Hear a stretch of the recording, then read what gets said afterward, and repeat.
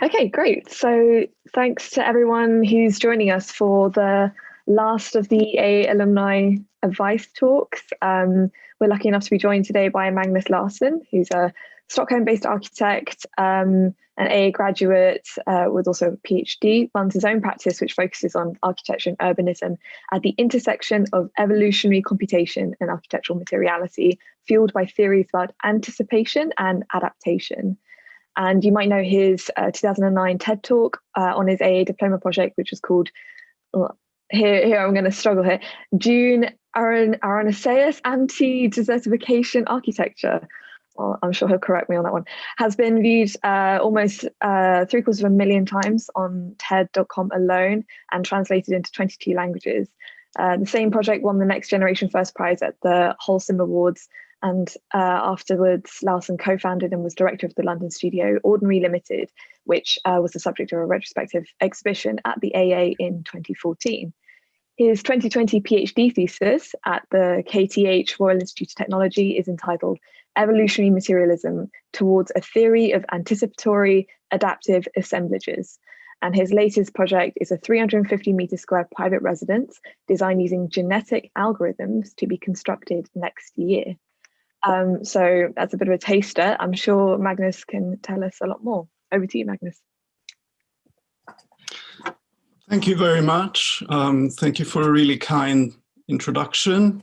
I should start my timer here, actually. It's a great honor, of course, to be asked to give this short talk and to join the ranks of the highly distinguished alumni that have lectured in this series before me. And I'd like to thank Anna and Boris for reaching out. Having said that, I'm not sure that they knew what they got themselves into when they asked me for a talk about advice. And now, that's how we do it. Okay. As you will understand shortly, I'm in absolutely no position whatsoever to give advice at all. And nevertheless, I didn't want to offend, so I've managed to accumulate 11 pieces of advice. But at least some of them are atypical or even antipode advice, so the direct opposite of what a piece of advice is supposed to be. Why 11, you ask? I have no idea. But with Gilbert Chesterton here, my first advice would be to listen to what I have to say and then do the exact opposite. That should do the trick. I have to start with this slightly blurry image. I'll come back to it later on, but it begins to explain that this will be a therapy session in a way. The final therapy session, I think, for me to exorcise an AA-related trauma that I've been working on for 12 years now. This is me giving the TED Talk in 2009 at the TED Global Conference in Oxford, in front of an audience of, I think, around 750 people. I'm in the spotlight wearing makeup, being filmed, and the reason I look scared shitless is because I'm scared shitless. To understand why I'm scared and why I'm giving that talk in the first place, I have to give you a bit of background. To begin with, I wasn't the usual AA student when I started out. I had already had 2 careers of sorts in journalism and then in advertising. So I started out in journalism, and that took me to some interesting places. I've stood next to a surgeon and reported from an operation theater where he performed heart surgery on a patient, which is what these images are showing. Let's see, Dustin Hoffman gave me a kiss during an interview once, and I took a taxi for several hours to try and hunt down the author V.S. Naipaul after he had won the Nobel Prize in Literature. I've also worked a lot in advertising as a copywriter and a creative director in different agencies. In the late 90s, for instance, I did pretty much all of the Swedish copywriting for a financially troubled but up-and-coming manufacturer of personal computers called Apple. I then swapped those reasonably promising careers in journalism and advertising for the dazzle of the dot-com era, the first dot-com era. I moved to London in '99, which I guess we should probably position for you millennials. This was the year that Britney Spears burst onto the scene. Pokemon trading cards were first released, the Millennium Dome opened, and a music downloading service called Napster paved the way for all the streaming services that we use today.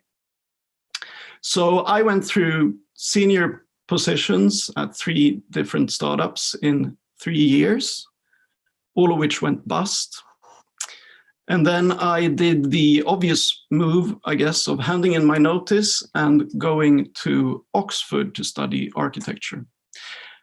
And the first day in architecture school at Oxford Brookes, the head of architecture, Matt Gaskin here, stepped onto the podium and told the nearly 150 first-year students in front of him how happy he was that we had all chosen to pursue basically the hardest education you can do, followed by a career that wouldn't make us any money.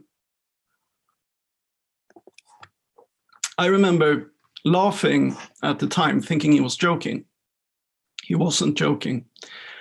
I thought I was shifting up from the world of advertising into this sort of realm of, I don't know, this realm that was superior both from an intellectual and a money-making point of view. That's what I thought. Matt thought we should search through skips for materials to build our models with. A year later, about half of the students in my year had dropped out. Having said that, I had a lot of fun in Oxford. I think that same first day, I went up to Alex Kaiser, the youngest student present in the room. I was the 3rd oldest, I think, and suggested that we should work together. And the ensuing working relationship lasted 16 years. In Oxford, that relationship included an exercise in cross-dressing for architectural purposes, of course, as well as forays into digital design. Our year was the last year at Oxford Brookes to be taught how to draw by hand at a drafting table, and a lot of strange experiments based on serendipity and situationism and stuff like that. Writing is something that has always come really easy to me, and I won a prize for the best 3rd-year dissertation at Brookes. One of my tutors or teachers was David Green, who spotted some theoretical capacity, I guess, and facilitated my joining a theory course at the AA as a sort of spectator. So that was my first exposure to the AA. And I was absolutely captivated by the ambience of the place. I knew that this was where I wanted to go for my diploma studies. So I got my BA with honors, then moved back to Stockholm for a year to gain experience in a small architecture practice. I was working on buildings such as this one, but also on interiors, community centers, bridges, exhibition designs, lots of different things. And I interned there for free for a year, freelancing as a journalist and a copywriter to try and make ends meet. And I guess I got paid in knowledge. I saw the entire process from early sketch to final build. I sat in on meetings, I built models, I prepared competition entries, I had long discussions about various aspects of the profession, and I really learned a lot. And then in 2006, I went back to the AA. I was accepted as a diploma student, but I didn't manage to get into a unit. And at the end of the first week, George Legendre finally took me on and made me part of Dip 5, probably at least partly against his will, I'd say. The design methodology in Dip 5 was based on surface equations, and just about everything was 1,000% harder than anything had been at Brookes. It was really hard. My plan had been to do some freelance architecture work on the side, and I just about managed to design this office for a travel agency in Mayfair before the diploma work took over absolutely everything. I lost about 10 kilos that year, and at one point I was admitted to a hospital with a suspected heart attack, which turned out to be nothing at all, but I guess that says something about the stress levels. But I also had one hell of a learning year. George taught me how to draw, how to think about the mathematical structure of spaces, how to open up software in a way so that you can control it properly and not have it control you as a designer. The ethos that you need to be creating designs as a direct extension of your own capacity for envisioning something different than what there is today, and not something that is a direct extension of what the computer allows you to do, is one that I took with me from that year, which was really a great foundation for my final diploma year in DIP 16. We worked with structures that were to adapt to extreme environments, and I chose the Sahara Desert for my site. I wanted to come up with a scheme that had the potential to mitigate against desertification, and this was a big difference between DIP 5 and DIP 16. In DIP 5, the argumentation tended to fall back on formalism. So the work was judged on its formal merits, and the underlying values that sort of drove the design were largely aesthetic and theoretical. Whereas in DIP 16, the underlying values were largely ethical and pragmatic, and the work was judged at least in part on its performance. So aesthetics and ethics are the two main strands of axiology, which is the theory of value. And that is something that has been really important to me going forward. So I did a lot of research for my DIP 16 project. The years in journalism certainly helped there. And I eventually, after quite a few months, came across a professor in geotechnical engineering at UC Davis, who had figured out a way of solidifying sand using a particular bacteria. So I talked my way into a biology lab at the UCL, and I ordered the bacteria and started experimenting with them. And this working method has been good for me. I believe in sort of engaging with specialists from other fields, and also in getting my hands dirty, doing whatever it takes really to understand the elements of a project. That might mean having an in-depth discussion with an engineer, or figuring out how to grow architectural crystals in a chemistry lab, or pressing a philosopher for answers about Deleuzean epistemology or whatever. Trying to do stuff that you don't already know is often helpful, I find in a creative process. I was very encouraged by the tutors, who were great, Jonas Landberg and Steve Hardy. They were great. I went to Nigeria to experience the desert and desertification firsthand, to northern Nigeria, where Boko Haram had been founded 5 years earlier, and where they would 7 years later kidnap almost 300 schoolgirls. That was an insane trip, but I guess that's a story for another lecture. I thought the project was really good. It was turning into something that was quite special.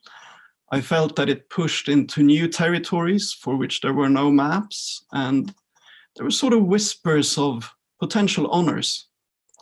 And then I failed my final tables.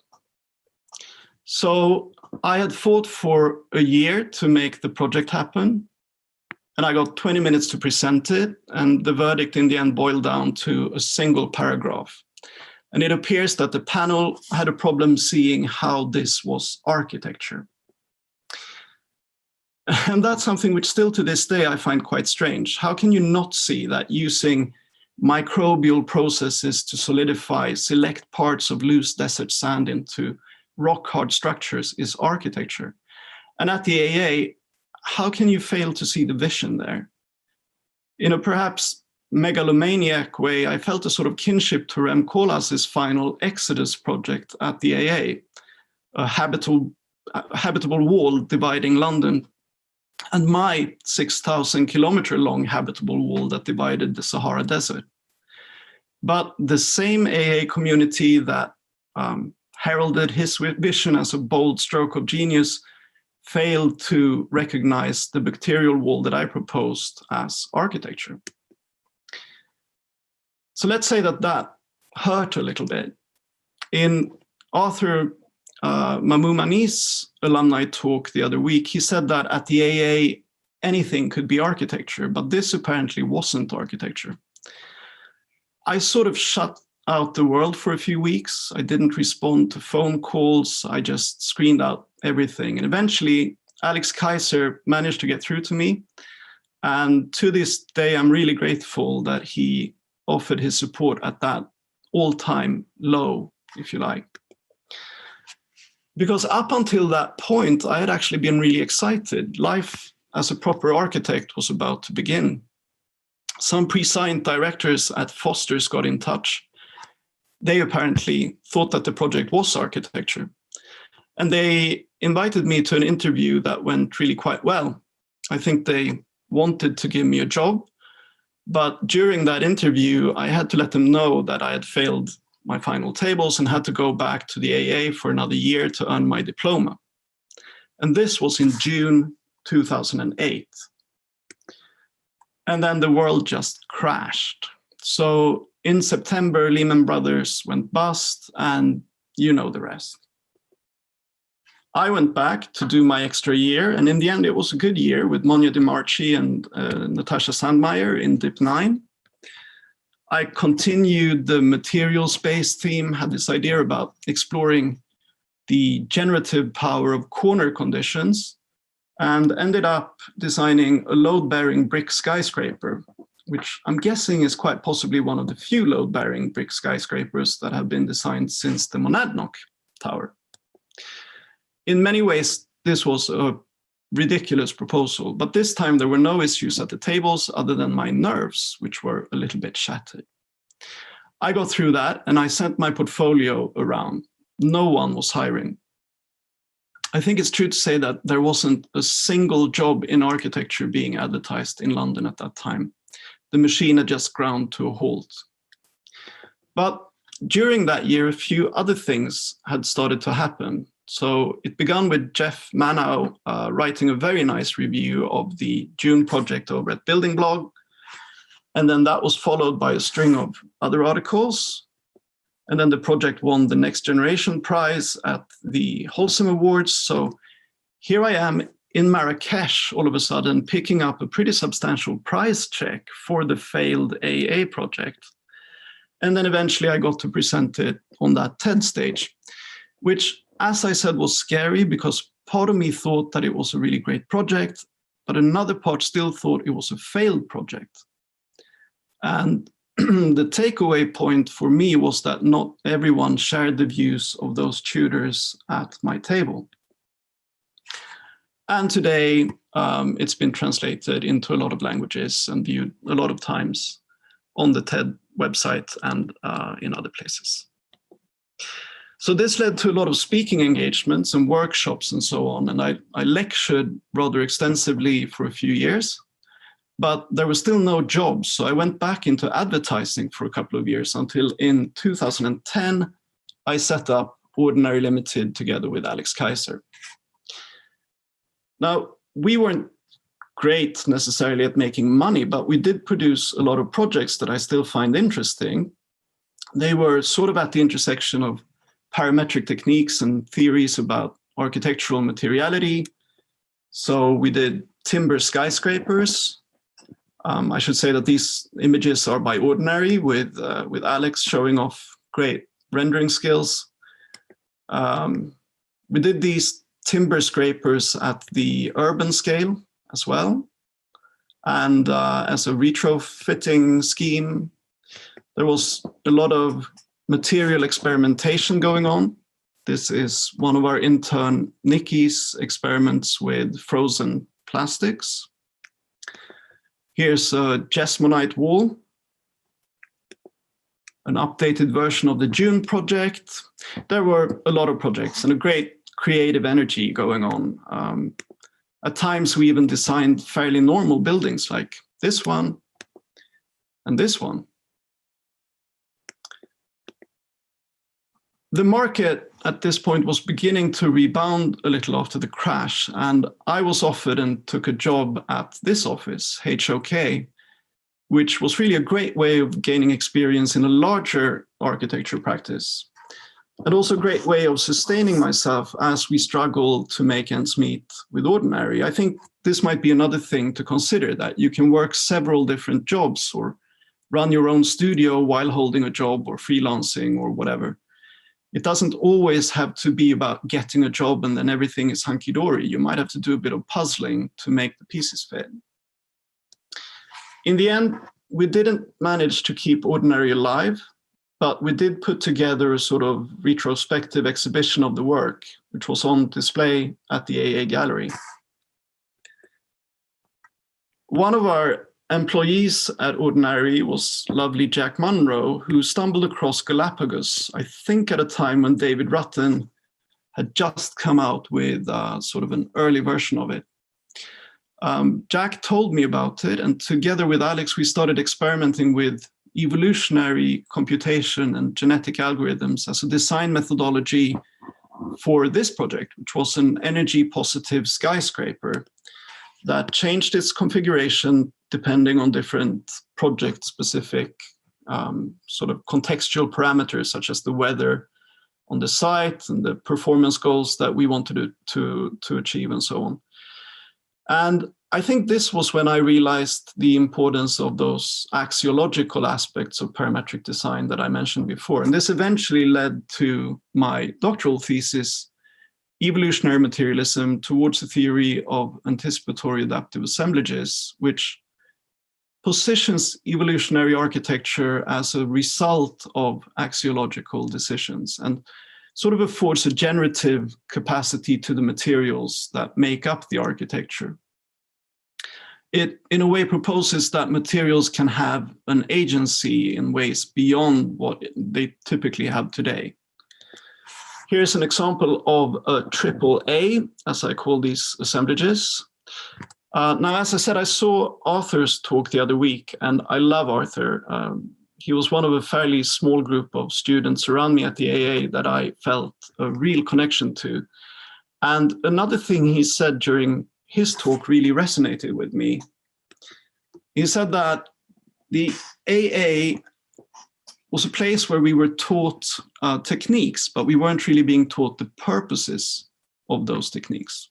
And I think that's absolutely true, but I'd like to add something to his discussion about organizing the variations produced by parametric studies. I think what we need to focus on is not the fact that parameters exist, because that's always been the case. Arguably, as soon as you dimension something, you're producing parameters. I suspect the modern take on parametric design started with the work of Luigi Moretti here in Italy in the 1930s. It's a very old idea, right? But I also think the question of how to organize the resulting forms is sort of one half of the discussion that we should be having. The other half, I think, is almost more important. And that half is about what values drive those iterations. And that is sort of the basic fundamental idea that points to this theory or idea of an axiological architecture, an architecture that results from a careful study of values. I keep going on about Arthur's talk here, but our theoretical trajectories in a way are quite similar. He mentioned using LCA as a parameter in a design process. And I wrote in my doctoral thesis about GLCA, generative LCA, which I define as the use of LCA values such as global warming potential, for instance, as a parameter that drives designs based on multi-objective optimization analyses. To me, that seems like an obvious and sort of constructive way forward, but still, at my doctoral defense last week, I faced pretty harsh criticism for even suggesting that computers might be able to outdo human designers when it comes to creating a particular kind of architecture. So if you want to challenge the current way of doing things, and if you want to propose better ones, which I think is what the AA is about, or what I thought it was about, then you'll probably have to fight for it. At one point, it almost looked as if I could become the first person on the planet to fail both my AA tables and my PhD, which would have been quite interesting. But in the end, it worked out all right. So that's one thing. The other thing is you have to find clients that are happy for you to experiment with their money. And in my experience, this is one of the hardest parts of the job. But at the moment, I'm working with some great clients. I found great clients that I'm now designing a house for, which is all based on these ideas of an evolutionary architecture, and which we hope will get built next year. This is a screenshot from that project, what I'm working on using the computer in front of me right now. So it's a building being the result of hundreds of thousands. It's just a very, very small portion of the iterations produced hundreds of thousands of iterations. And there are other schemes like this play structure made from wood, which is also optimized according to different performance criteria, and which we did a big mock-up of a few months back. So a lot of interesting things are happening. I could go on talking about these projects, but I can see on my clock I'm beginning to run out of time. So let me close by saying that it struck me as I was looking for things to recommend to you that the Dune project had this subtitle that we just heard, Arenaceous Anti-Desertification Architecture, or AAA for short. And my doctoral thesis is about the AAA acronym. So maybe the final advice should be to use that. But then again, now you've understood the point that I made at the beginning about making sure not to do what I tell you to do, so you probably won't. I'll stop there and take questions. Thank you very much for playing the part of my analysis or analyst in this therapy session. Thanks. Thank you so much, Magnus. I see we've already got eager blue hands, so I'll unmute Ekaterina. Did that work? Hi there. Hi, Magnus. It's great to see you again. It's been a while. How are you? It's been a while. That's true. Magnus and I crossed paths at HOK, and then he briefly mentioned corporate architecture world where Magnus fabulously brought in a different type of thinking. So I'm still very grateful for that. And thank you so much for this lecture. Magnus, I have 3 questions for you, not just one. Wow. So brace yourself. You've mentioned when you first started in architecture school and you were sold that culture of hard work, right? So as opposed to being a banker, you'll be like a masochist who enjoys hard work so much that you're in it for it. And I've been thinking about the culture of hard work for quite some time. And I wonder what your view is. My interpretation is like so. Architects use the culture of hard work as a substitute for evidence-based design. So kind of to justify that the solution they've come to is right, they revert back to saying, oh, I've worked so hard. I've worked my ass off. I've worked 5 nights in a row. So it must be right. As opposed to saying, well, I've asked the user, or I've asked the users, and I've collected evidence base. And this is why the design is right. So I wonder what your view is on that. Evidence-based design. Number 2 is kind of linked to that. So you've mentioned process and not purpose. Should architects focus on purpose more, and how? And how are you in your practice engaging with purpose? And number 3 is the last thing you've touched upon is algorithmic design in practice. And I'd like to know how your clients, the ones you mentioned, the fabulous clients who it's so hard to find, how they respond to you having hired you when you say, well, the design is algorithmic. Okay, thank you, Katrina. I'm going to have to do them one by one, and you probably have to remind me because. Okay, I've got a good post-it here with my questions, nice. so right. I'll remember. Okay. So, so what was the first one? Oh, you're muted now. Oh. The culture of hard work. Yeah, and how that is a substitute for evidence-based design. Yeah. So the best students, I think, were always the laziest ones. at least at the AA. And I was really, as you've heard, I was really never close to being one of the best students. But the ones that were really, really good, they did stuff in like a tiny, tiny portion of the time that it took me to do something. And then they did something else with their time. I'm not quite sure what they did. They had fun, I guess. And I think really that's something in a way to strive for. I think being lazy is sort of a very good thing as a designer, trying to find ways of doing things that doesn't mean you have to hide behind that thing of having worked so hard for so many hours and stayed up all night and blah, blah, blah. And in a way, I guess what I'm trying to do now and what I've been trying to do for a few years now, quite a few years now, is to find ways that allow me to be lazy in that way. And by lazy, I mean not work my ass off on the wrong things, but rather get more time to do the interesting, important work that needs to be done to inform these design mechanisms that I'm dealing with. And there's no time in the week that's better to me than Friday afternoon. If I've managed to set up a run with an evolutionary solver, and I managed to sort of hit the button and then leave the office, or as we do these days, go downstairs, and just have the computer sort of churn out hundreds of thousands of iterations for me and work on designing architecture for me throughout the weekend. And then on Monday morning, I come back and I sort of go through those iterations and find amazing things that the computer has found within the sort of possibility space that I've designed for it.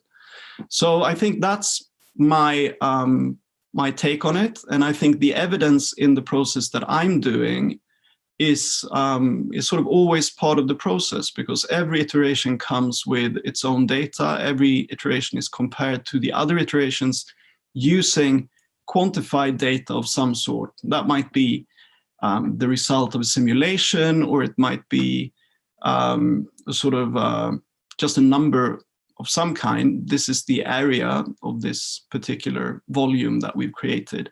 And then that's used to sort of filter the results in the end. So the evidence is there, and the evidence is decided upon before these runs begin, in meetings with the client, in meetings with myself at times. And then they are always part of the design. Did that answer your first question, Ekaterina? That was a long answer.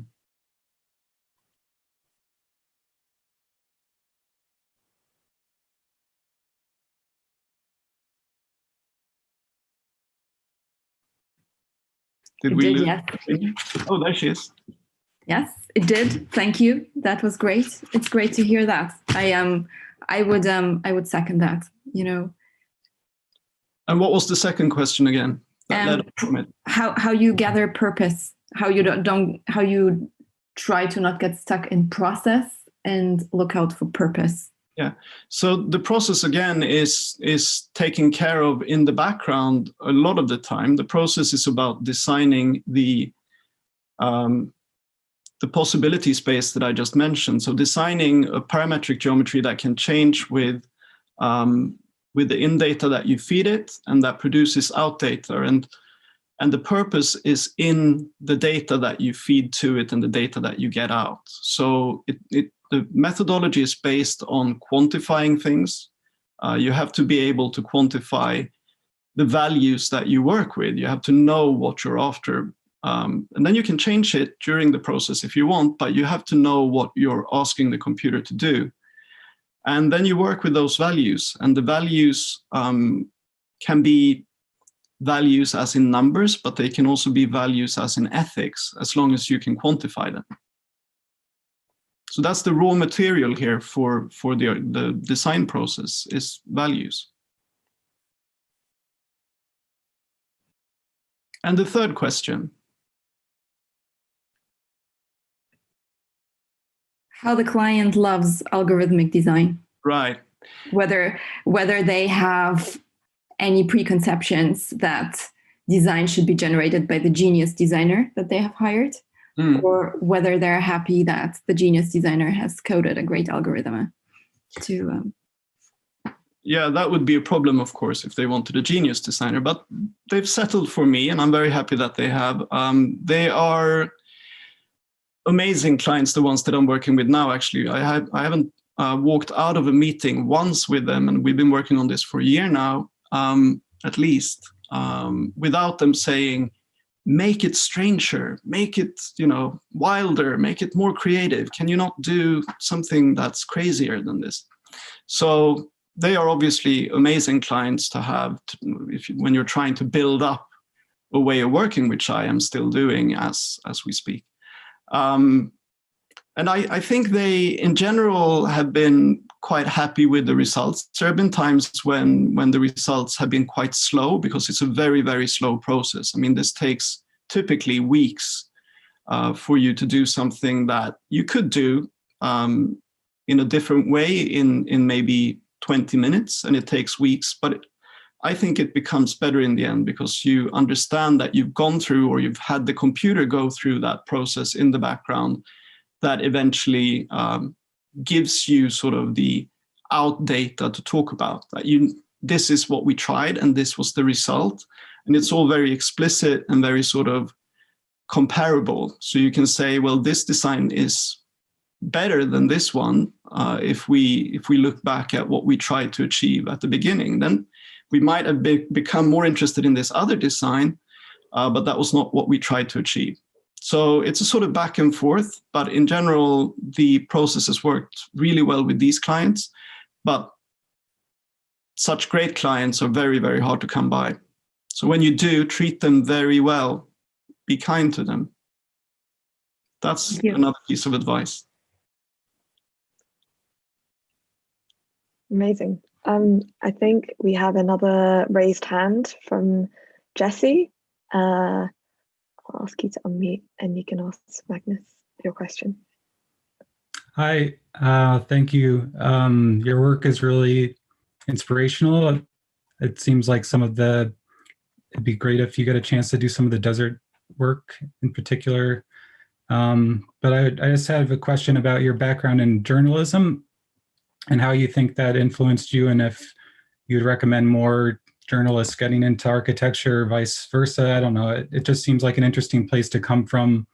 And maybe it's influenced how you approach things.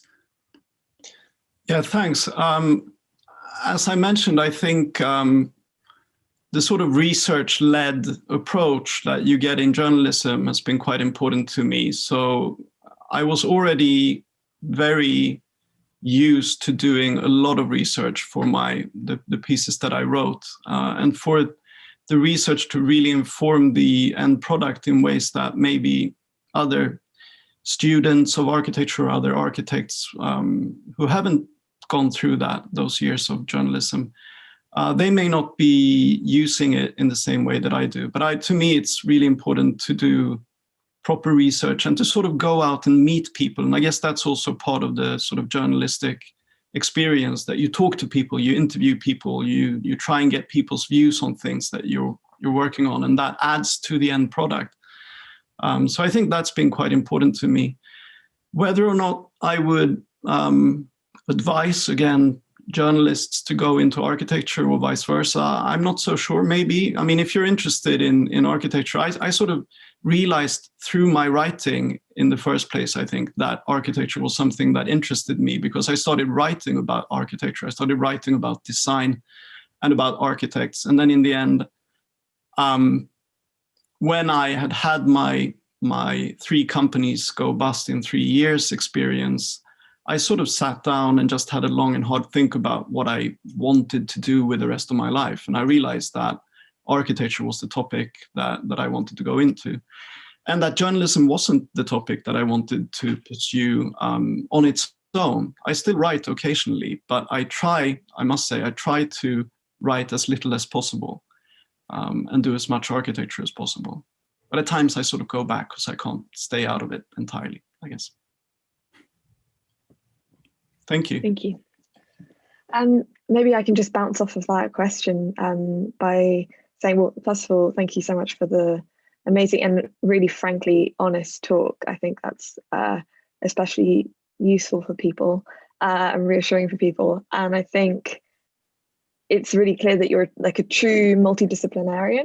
And I wonder, seeing as you also fought very hard to qualify and become an architect and finish your diploma, is it that you feel you want to stretch maybe the mantle of the architect, or are you more in the mind of casting it off because it doesn't quite fit the breadth of the things that you are interested in? No, I think to me it's just a way of trying to be creative and do creative things. I think it's like a personality trait, but it's also a process that comes naturally to me to try and sort of dig in other disciplines and see what's there, and then use that in a different discipline, in architecture or in design.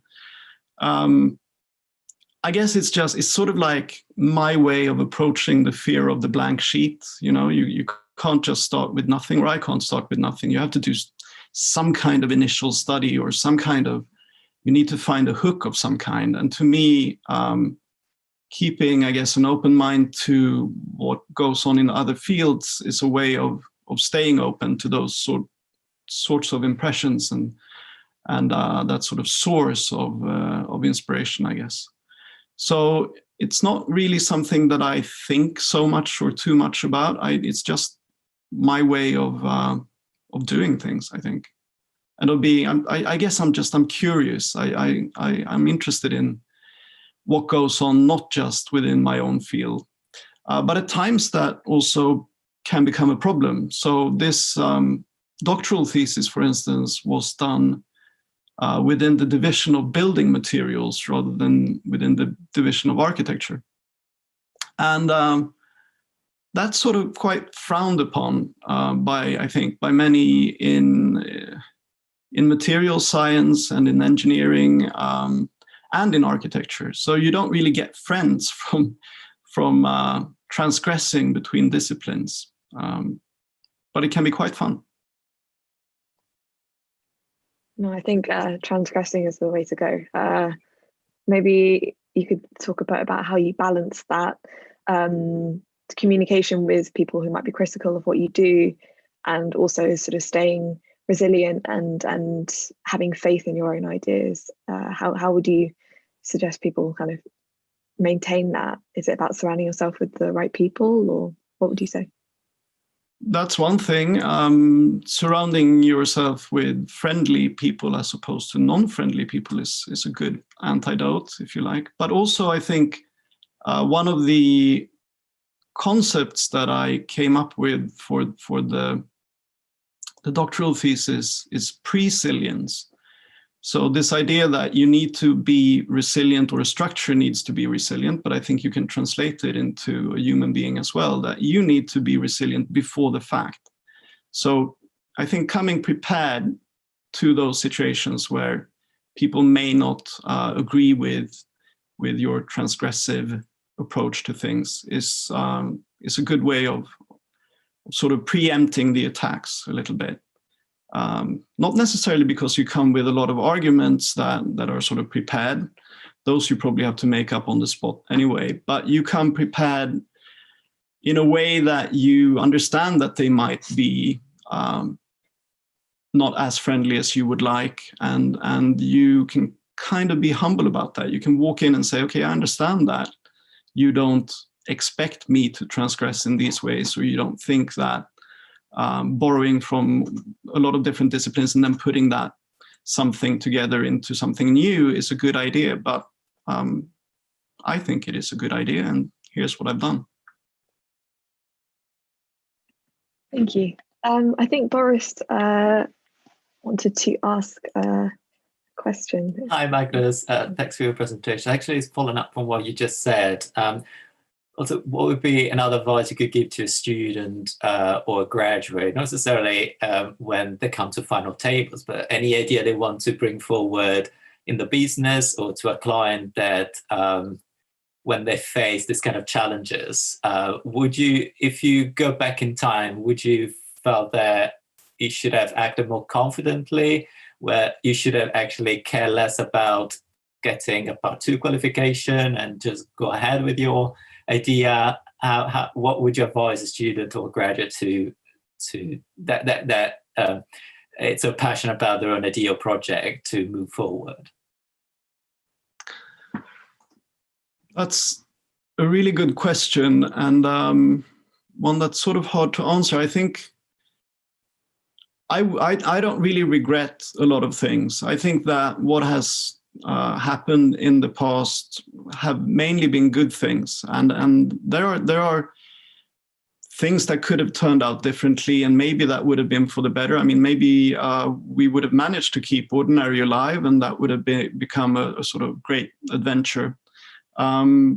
But things happened in a different way, and I think you just have to sort of roll with it. But I would say some things that tend to happen at times even at architecture school, but maybe more often later on in life, is things that really narrows your possibilities. So things like having kids, or having to really get a job and pay bills and sort of be perhaps more responsible than you have to be when you're 19, or in my case 25, and starting out in architecture school in Oxford or whatever.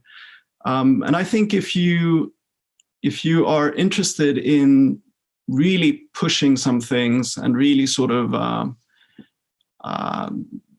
putting yourself into a project completely, you should probably try and do so quite early on before those other things happen, because then the doors might have closed on that possibility.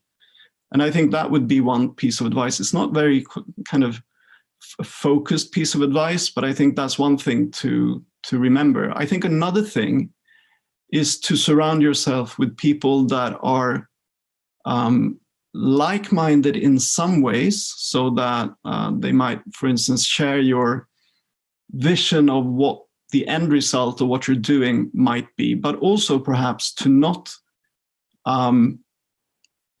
join ranks with people that are too close to you. So I think there's a bit of a danger in seeking out people that are exactly like you if you're trying to build a business or a company or a design studio or something like that. You sort of need different capacities and capabilities. You need different skills. And for instance, you might need someone who's very good with numbers in the economical sense, and you may not need 2 or 3 or 5 sort of transgressive architects trying to do things. So there's a balance to be achieved there that I think is quite important. And I think when you're setting up an architecture studio, or when you're doing a startup or whatever you might do, think about the different roles that you need, and not just having people that are exactly like you and think like you. That would be my advice. Yeah. Thank you. One last question. Do you find easier for the clients to come to you, or do you actually have to sort of work a lot to disseminate your idea and finally try to meet the right client? In my case, it has been word of mouth. It has been through friends of friends that know about my work and that know someone who's interested in the kind of work and the kind of process that I can offer, which is obviously quite different from most architects or architecture studios. And it's sort of almost like a vetting process. I can't just take on work with people who don't understand the process as it stands, or that I can't kind of work with in terms of shaping the process. It doesn't have to be the process that I did the last project, that I used for the last project, but it needs to be something that can be agreed upon by sort of both parties. It needs to be something that we create together and then work with, because a lot of the stuff that I need to design my project or projects, a lot of that stuff comes from the clients. I need their input. I need them to work with me in quantifying the goals and the aims that we have for the architecture to be produced. So it's really a sort of teamwork exercise. And therefore I have to this day mainly been approached by friends or friends of friends who are interested in the work that I do and the kind of process that I can offer. Thank you very much. Thanks. Thank you. I think we have another raised hand in the crowd from Thomas. Ask you to unmute. Hello, can you see me? Oh, hello, Thomas. Thanks, Magnus, for the brilliant talk, and it's really good to see you, and congratulations on your doctorate. When we first met almost a decade ago, you told me you had a problem with problems, and ever since then I have banished the P word from my thinking. Thank you. But this was part of a set of conversations we had at the time around radical optimism, and so my question really is around it was in light of the global health pandemic and the sense of uncertainty. Do you still consider yourself a radical optimist? And how does presilience marry with radical optimism? Right. Thank you, Thomas. It's good to see you. So this perhaps calls for a little bit of background. Radical Optimism is the title of a book that I started writing about a decade ago that I still haven't finished, but that I guess in some way is still in the process. And the idea is that it's more fun to say yes, which isn't a slogan that I came up with, but it's a good one. And I think, I mean, architecture is an optimistic practice, fundamentally optimistic practice, right? You need to be an optimist if you want to change things. If you're interested in creating difference, that means you're interested in doing something to break the status quo. And to do that, you need to have a sort of empathy or a visionary take on things. You need to be able to say, look, I think that something could become better than it is today, which is an optimistic act. So I think that's where the sort of radical optimism comes from. And I do believe in that mindset. I think you need to nurture that as an architect, but also as a human being. You need to be able to,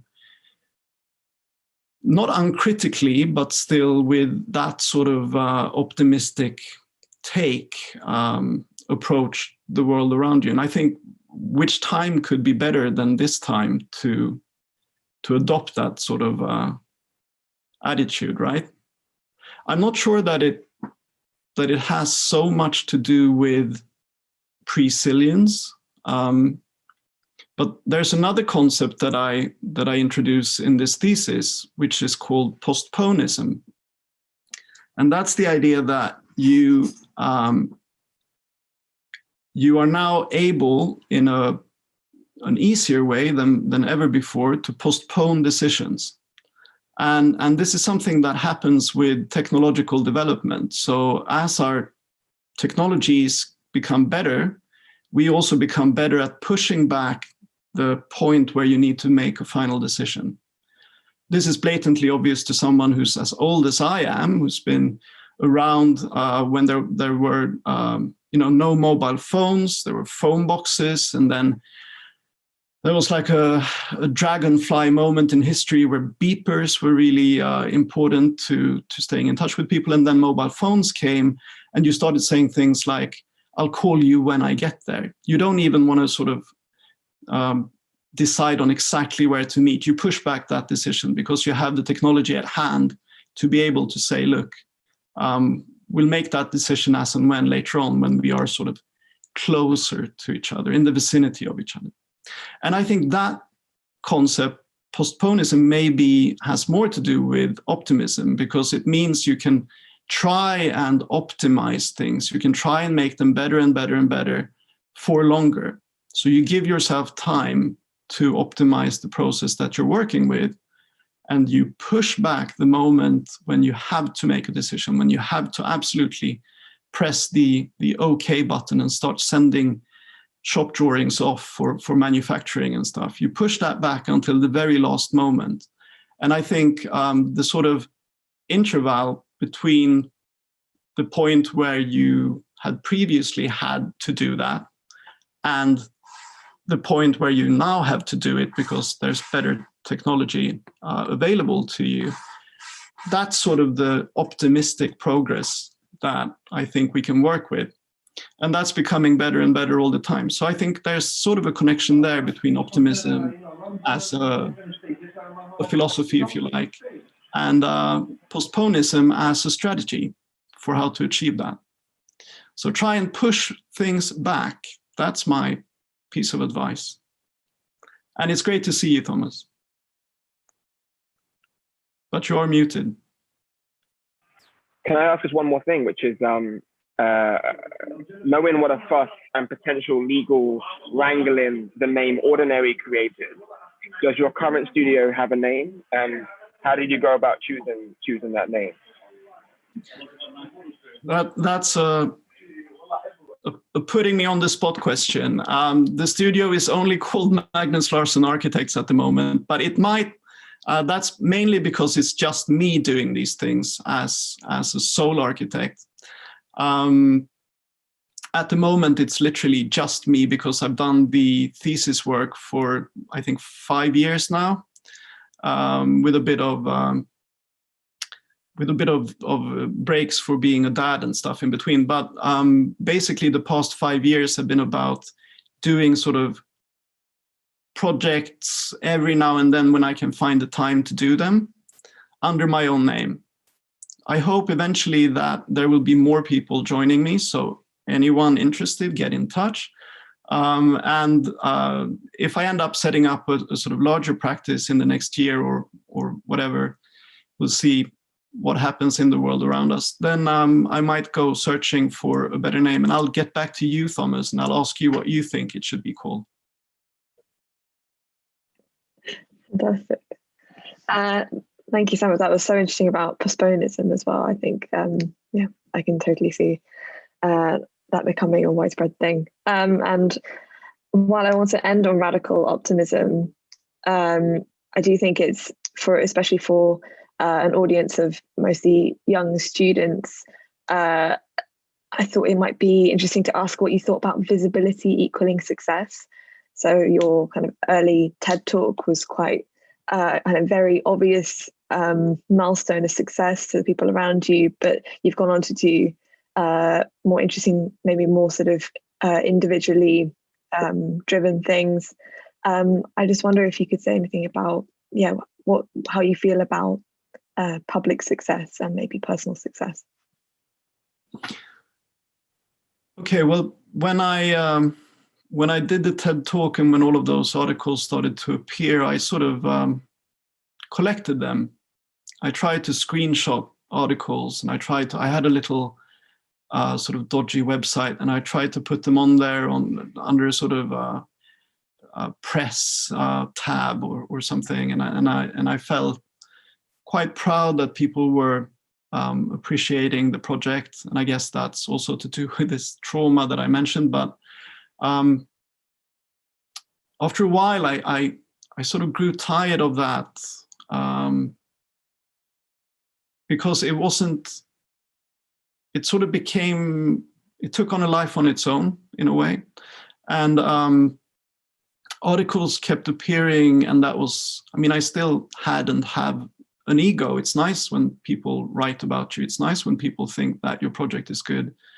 But I also wanted to sort of go on to the next project. And after a while, it started feeling a little bit as I was running a risk of becoming a one-trick pony, and that was the only project that would ever get any attention whatsoever. And again, the truly successful architects and the truly successful people don't collect articles like that. They can't keep up with the stuff that's being written about them. So this is really like a small-time architect feeding his own ego, collecting screenshots of articles online. And as I said, I still have an ego, but I must say these days I'm not as interested in that sort of visibility. I think I'm just on a personal level as well, I'm not very interested in visibility. I'm sort of dropping out of social media. I'm not really that interested in showing people things, as in learning things for myself, and just trying to do really good work and not being preoccupied with other things, I guess, like trying to be visible. Of course, it can be important when you're trying to attract clients, and I'm not saying that you shouldn't try to aim for your work to be seen, but I think just striving for it to be visible or for it to sort of get headlines isn't really a good way forward. I think you should focus on just doing good work. I think that's the way forward. Wonderful, and a great way to end. Unfortunately, our time has come to a close, and thank you so much for therapy and so much more. Thank you so much, Magnus, and thank you to everyone who joined us today. I think this is the last, for the time being, of our AA Alumni Advice Talks, but hopefully there'll be some in the calendar in the future. We can talk to some more inspiring voices as well.